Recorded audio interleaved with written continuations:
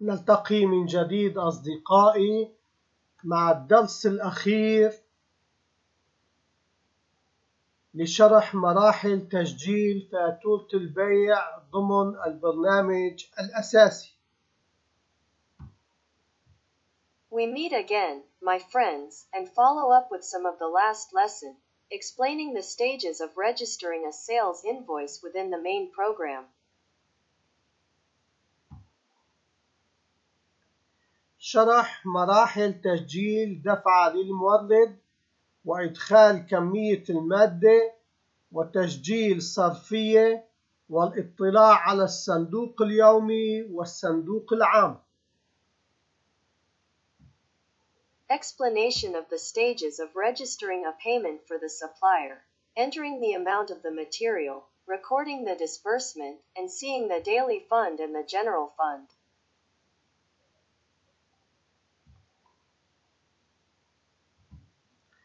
واحد تسجيل مبلغ الدفعة في كشف المورد.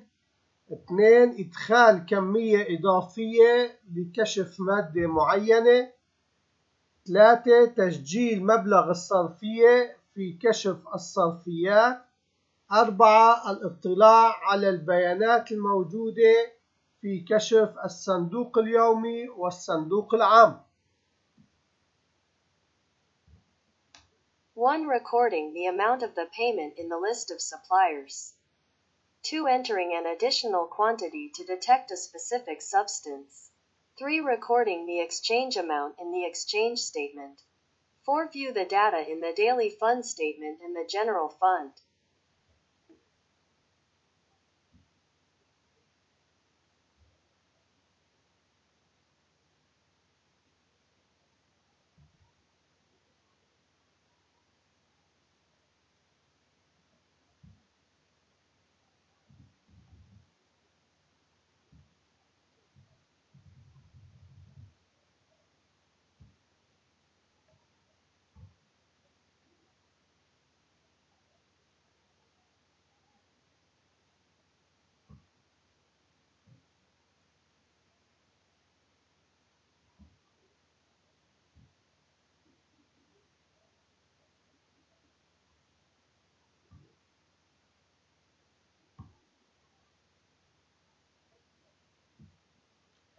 المرحلة السابقة هي مرحلة تسجيل دفعة للمورد.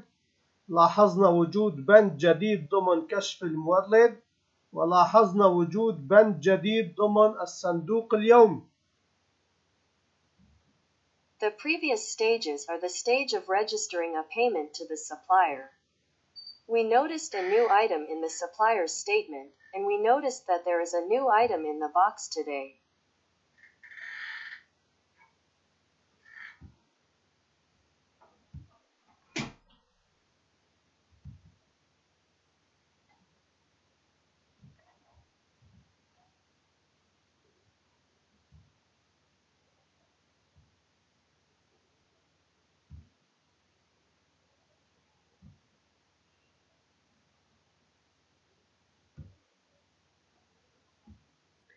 هذه كانت مراحل تسجيل كمية إضافية في كشف المادة، وذلك نتيجة للجرد.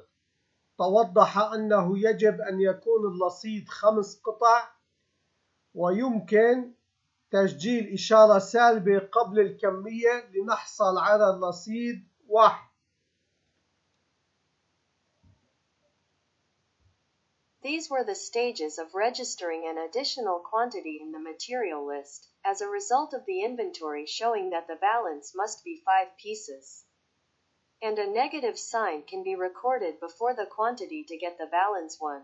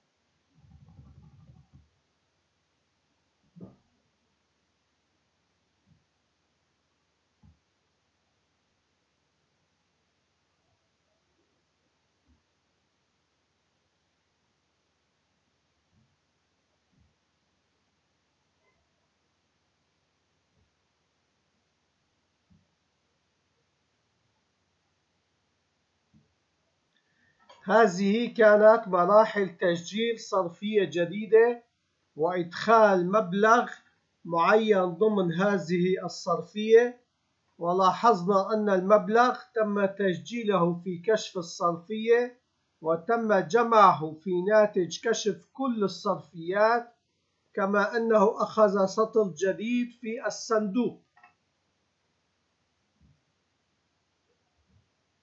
These were the stages of registering a new exchange and entering a certain amount into this exchange, and we noticed that the amount was recorded in the morphological statement and was collected in the result of the statement of all expenditures, as it took a new line in the box.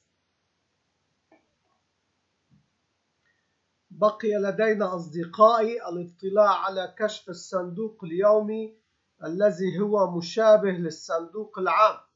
الفرق هو أن الصندوق اليومي يحتفظ بالبيانات اليومية التي تمت خلال اليوم، مثل إدخال فاتورة الشراء اليومية، وإدخال دفعة المورد اليومية، وإدخال فاتورة البيع اليومية، وإدخال الصرفيات اليومية.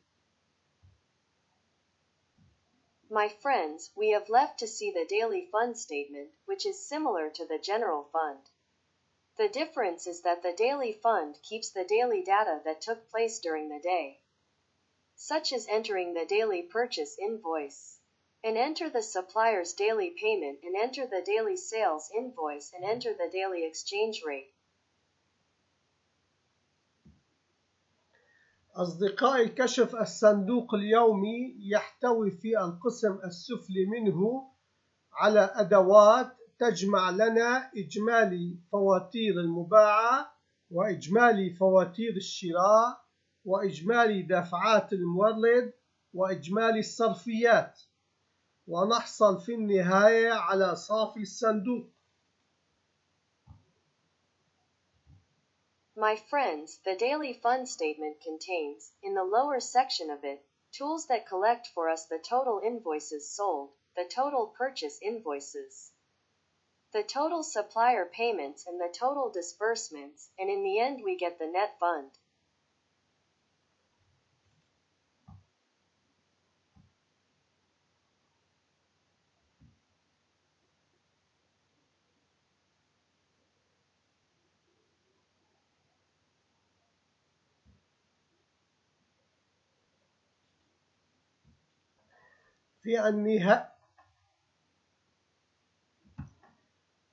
في نهاية اليوم لابد من ترحيل